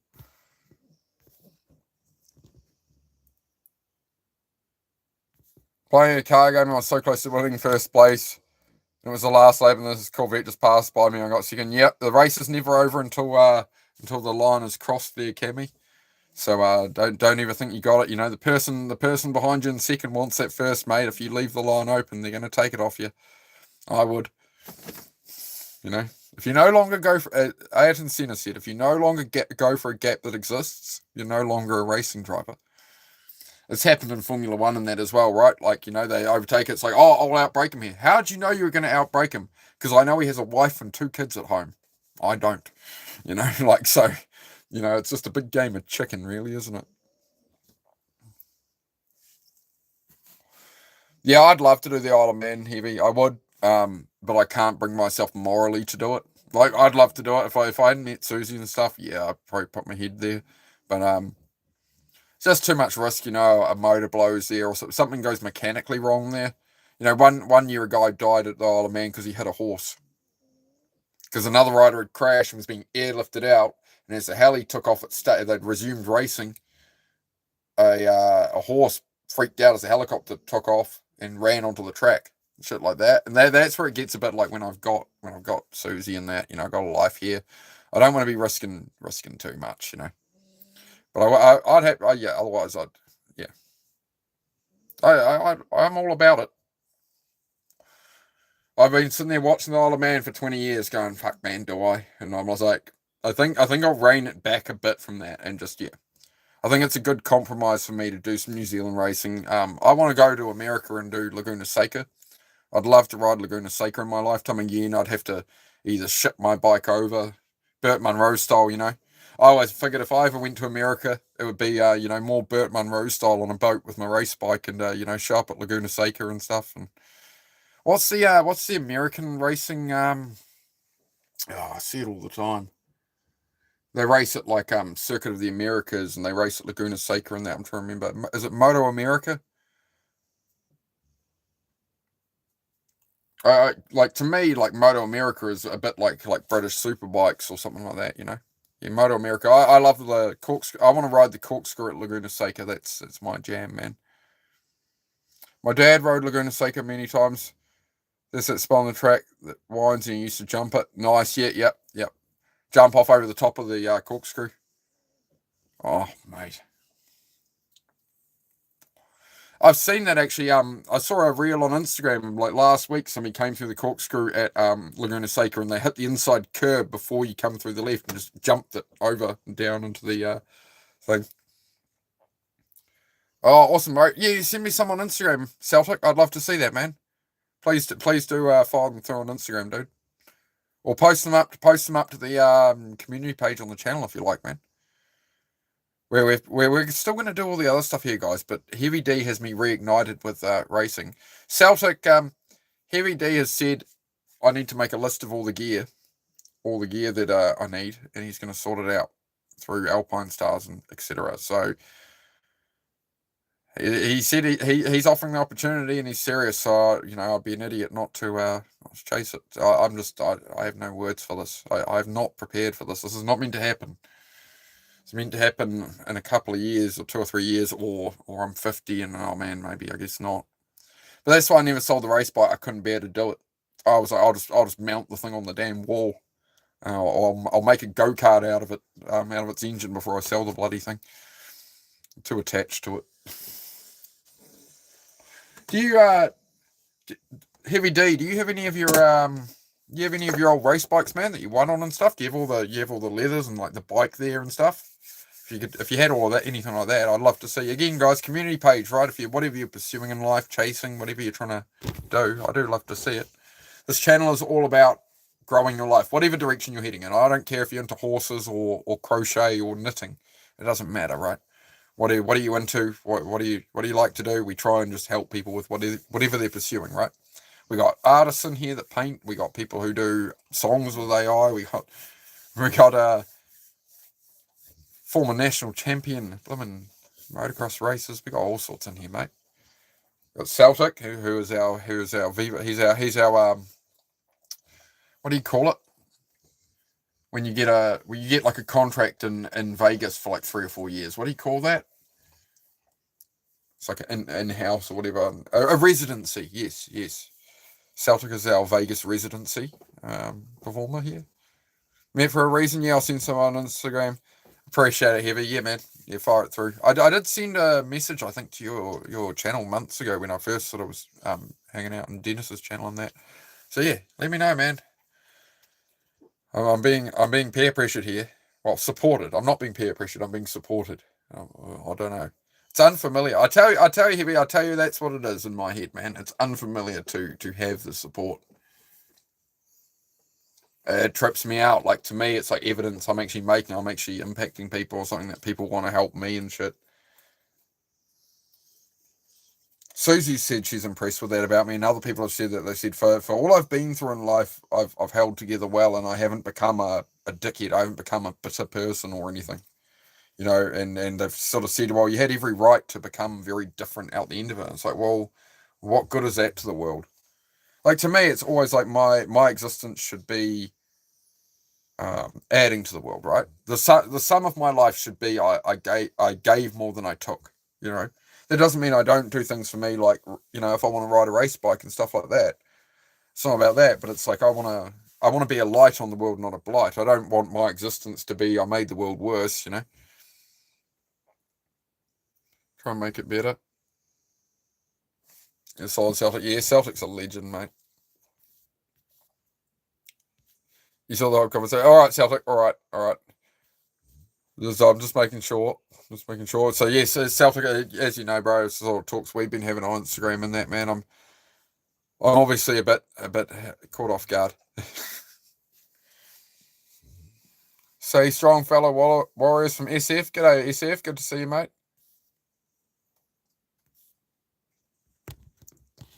I would ask you keep the chat respectful, guys. I mean, I'm sitting here talking about the great people in the chat who are doing wonderful things, and it could be really good influences and mentors to you and stuff, right? So you can either scroll through lives and just talk crap at people, Or you can actually aim at the things you want in life and they'll come to you, right?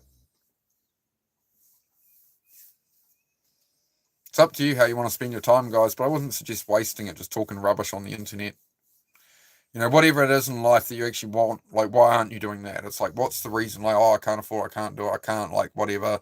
I'm just 15, who cares? It's like, you'll care when you're, just live your life, man. Don't come in and ruin things for other people. You could learn stuff here, and if you don't want to learn here, you can just move on and watch whatever, but you don't need to ruin things for other people. We're just trying to have a pleasant conversation. We know each other at the worst, hurt each other. You have it, whatever it is, you obviously have it. Yeah, yeah. I don't. It's autism. I believe it's autism. There, Heavy D. That's what it is. Whatever it is, you've got it, kid. Yeah. That'd be the autism.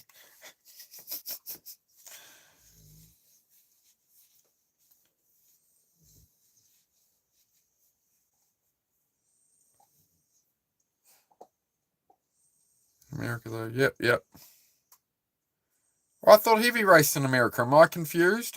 I thought AMA was American Motorcycle Association.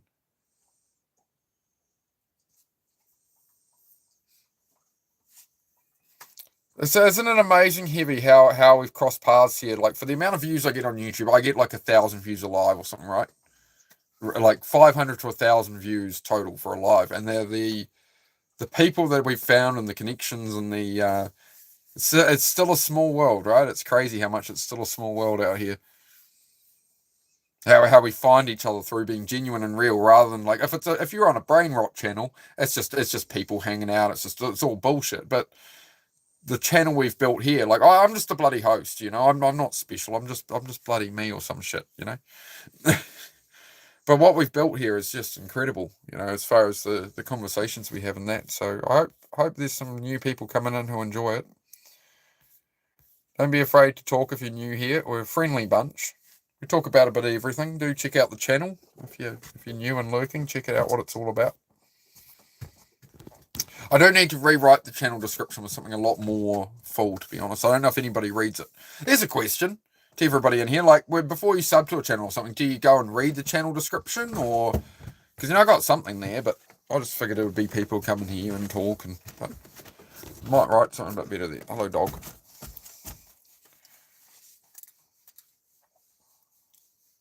Just work in Reno every week. Yep, Vegas. Viva Las Vegas, mama baby. I've got to add the mama baby on the end of there when I say Viva Las Vegas, or Celtic gets upset. If I just say Viva Las Vegas, Celtic gets upset. So I got to say Viva Las Vegas, mama baby.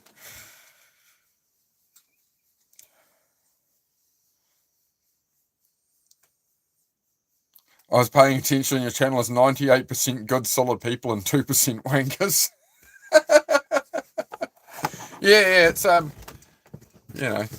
it's pretty good odds, with the way the world is now, Heavy, for it to flow how it does. Yeah, we're doing pretty good. Oh, go to bed, dog. No, you don't need to go out there right now. You've already been out there. Go to bed. Just flip through the bikes and cars. Got my attention. Oh, yeah, good, man. I do a lot of garage lives where we just work on different stuff and that. And so, like, the channel I stream all sorts, from workouts to like the work I'm doing on my cabin house, the work I'm doing in the garage, and fixing bikes, building cars, digging drainage, whatever, right? Working on a truck, Elvis lives. He does. Elvis lives on forever through his music, my friend. It's a forever influence on other people, right? So you can go look up Elvis right now. He's dead for how long? You can look him up and be inspired, and his message continues, man. The king will live on forever, my friend. The king will live on forever. That's why you know his name. He wasn't with your name on YouTube's GS. I'm gonna guess that you weren't even alive when the king left Earth, but you still know his name. So there you go. There's something to aspire to. Try do better than Elvis did. There you go.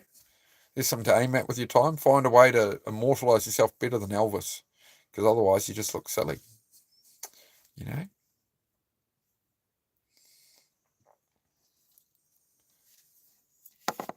No, I haven't met him. Fantastic, guys. I love that we get to have these conversations between like Heavy and Right, I live in Vegas, yanking my chain. Yeah, I mentioned this the other day. I didn't know if Celtic was here or not, but I said, yeah, Celtic and Heavy D, right? We need a video of that, boys. We need a live stream of that, or we need a YouTube video. Heavy D and Celtic do Vegas. Oh shit! Here we go. Here we go. Hey, Heavy D, do you want some hot dogs, man? Celtic right now will drop off to you about 300 hot dogs. Oh, I know. Were you hoping for the hot dogs? I'm sorry, they're in Las Vegas. They're all the way in Las Vegas, but Celtic's trying to offload hundreds of hot dogs at the moment. Sorry, chat. Just behave myself there again. Heidi, go to bed, dog. You're being naughty. You, bed. Oi, enough. Well, I didn't finish that coffee I had. I'm going to reboil the jar. We'll top it up a bit.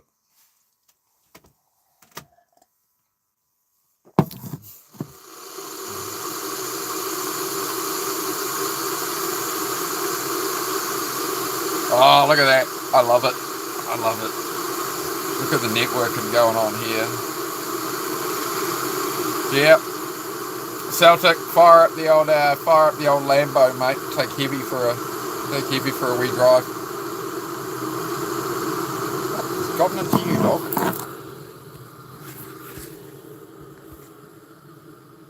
Hi.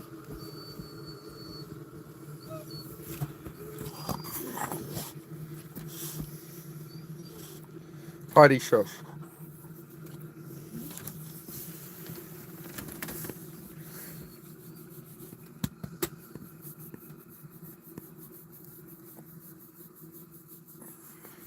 You big goofball. You big goofy. You big goofy. Right? I do apologise. We're back. I don't know. I still don't know how I do it. When I hit the flip screen button. Sorry, I am still here. I am still here. I don't know if everybody else is. Yeah, Celtic. I'm going to pin that, Celtic, just because we can. Heidi, stop whining. That's enough from you. I had enough. No. I'm going to put these away because I don't want to have any more today. Or until later tonight, or at least. Right, so we have one more. Alright.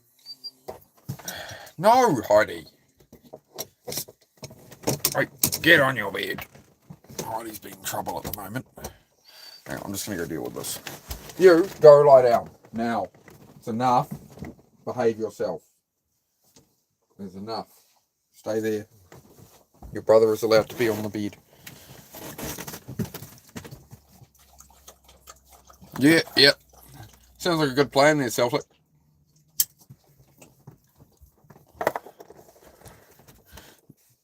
Heidi, off. It's quite funny, eh? How'd you and Heavy D end up hanging out? Oh well, there's this random. There's an American guy in Ohio who does workouts. Then he knew this New Zealander guy, and then we were in this New Zealand guy's channel and got talking, and now we're buddies. I like it. Heidi, off. You're not listening, dog. She's been a real menace right now. Oh, that might have settled her down finally. I think she's gone to her bed now. The Hot Shoe Awards. What are the Hot Shoe Awards about? You'll have to tell the New Zealander what on earth that's about. Elvis wasn't even his name. Yeah, I don't know what Elvis's real name was. Living the same town. You saw a UFO, Milo's. Oh, okay. Sorry, I missed Milo's message earlier there. Possum. Small world. See that? Random New Zealand guy. I'm connecting people in Las Vegas to other people in Las Vegas. There we go.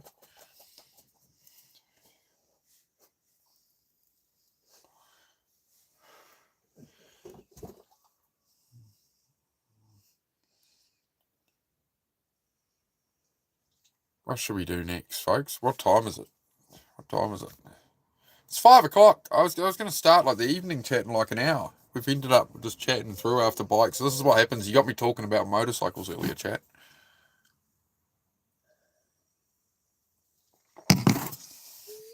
Sounds like the making of a country song. Yep. Celtic and heavy, just swiping along. They didn't know I'd be singing this song. Unlike Tinder, they didn't swipe right and they didn't swipe left. They scrolled on to some dumbass from New Zealand instead. It's the best I can do for you on the spot. I'm sorry. I regret nothing.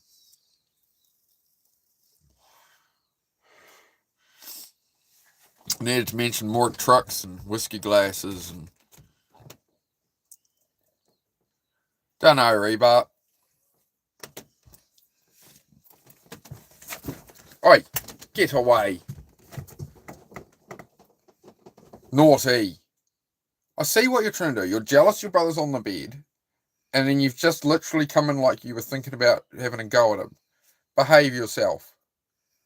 Your brother is laying here, innocent as can be. Aren't you, my boy? You're just chilling. You're just chilling. No, Heidi, leave him alone. You're ruining the tone of the room. Enough from you. I do apologise, guys. Heidi is being an absolute menace right now. Your dad has a hot chocolate. Okay, hang on, guys. I'm just going to let this dog out. I'll bring you with me. I'll bring you with me. Let's go. Zed, stay there. You're a lunatic, Heidi. Go toilet then. No, we're out for toilet. No, it's not playtime, you crazy. Hey, toilet. Go. Toilet. The children are overstimulated again.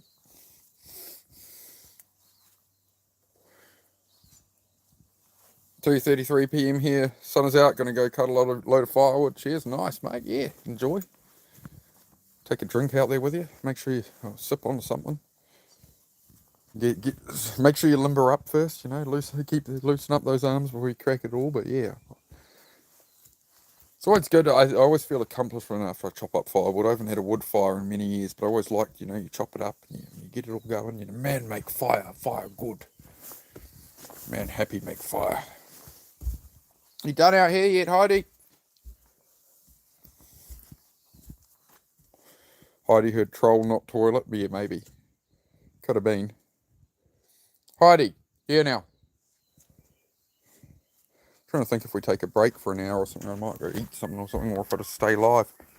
It's just because we're under the get the motorbike running live, not a chat live, so we get fed motorbike car people right now, in theory. Guys, I'm gonna call it for now, guys, and I'll be back within half an hour. We'll do something. But we might be back at tonight's show. Yeah, it's 5 p.m. here now, so usually I'd start an evening show anywhere between 7 and like 8 p.m. So 3 to 4 hours away, but depends what time that is for you guys.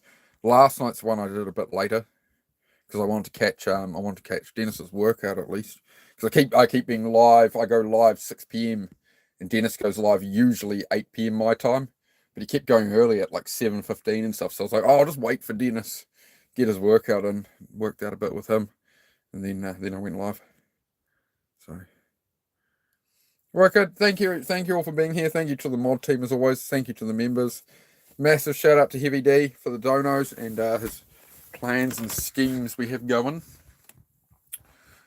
Got me terrified, but yeah, I'll sing you a message shortly, Heavy D.